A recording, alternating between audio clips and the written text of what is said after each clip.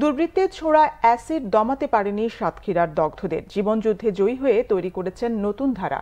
স্বাবলম্বী হয়ে সমাজের মূল স্রোতের সাথে নিজেদের প্রতিষ্ঠিত করেছেন অনেকে। সাতক্ষীরা প্রতিনিধি আসাদুজ্জামান আসাদের তথ্যছবিতে ডেস্ক রিপোর্ট।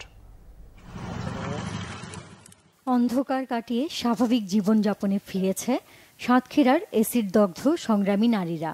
একসময় নিজেদের আড়াল করে রাখলেও নানা ব্যবসায়িক উদ্যোগের সুবাদে তারা এখন অনেকের জন্যই দৃষ্টান্ত।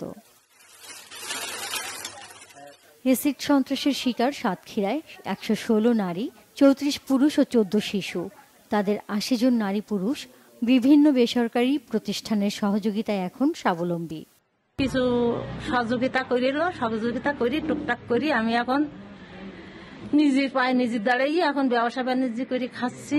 বাড়িতে সবজি চাষ করি, পাশে আমার একটা কলা বাগান আছে, আর কিছুদিন আগে একটা ভ্যান কিনছি, মোটর ভ্যান। আমার চোখ দিয়ে পানি ঝরে, চোখের সমস্যা হয়, খসখস করে, ভালোভাবে তাকাতে পারি না। ঢাকা থেকে ট্রিটমেন্ট নেওয়ার পরে একটু সুস্থ হয়েছি, বা বিভিন্ন এনজিও বা স্বদেশ এনজিওর মাধ্যমে বর্তমান আমরা একটু সফলতা আছি। অ্যাসিড লাগছিল হাতে আর কানের সাইডে, তাও অপারেশন করার পরে এটা ঠিক হয়ে গেছে। 5টি ক্যাটাগরিতে বিজনেস ম্যানেজমেন্ট ট্রেনিং দেয়ায় 30 থেকে সর্বোচ্চ 40,000 টাকা পর্যন্ত উপার্জন করছেন অনেকে। তো আমরা চেষ্টা করছি তাদেরকে বিভিন্ন ট্রেনিং এর মাধ্যমে সমাজের মূলধারায় ফিরিয়ে আনতে। সেজন্য তাদেরকে উদ্যোক্তা বানাচ্ছি এবং আমরা এখানে 5টা ক্যাটাগরিতে তাদেরকে ট্রেনিং দিয়েছি, তাদেরকে বিজনেস ম্যানেজমেন্ট ট্রেনিং দিয়েছি এবং সাতক্ষীরা অঞ্চলে 80 জন অ্যাসিড সার্ভাইভার তারা বিভিন্ন কাজের মাধ্যমে রোজগার করছে।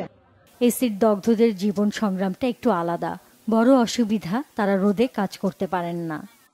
তারা আজকে সফলভাবে ঘুরে দাঁড়ানোর চেষ্টা করছে এবং অনেকেই ইতিমধ্যেই তাদের জীবন জীবিকা এখান থেকেই হচ্ছে এবং তারা সংসারে কন্ট্রিবিউশন করতে পারছে। সবচেয়ে বড় কথা যেটা, এদের উপরে একটা সামাজিক ঘৃণা ছিল, সেই ঘৃণা তারা কিন্তু কাটিয়ে উঠতে পেরেছে। সরকারি বেসরকারি সম্মিলিত উদ্যোগে দেশে অ্যাসিড হামলার হার কমেছে। Bangla vision news desk.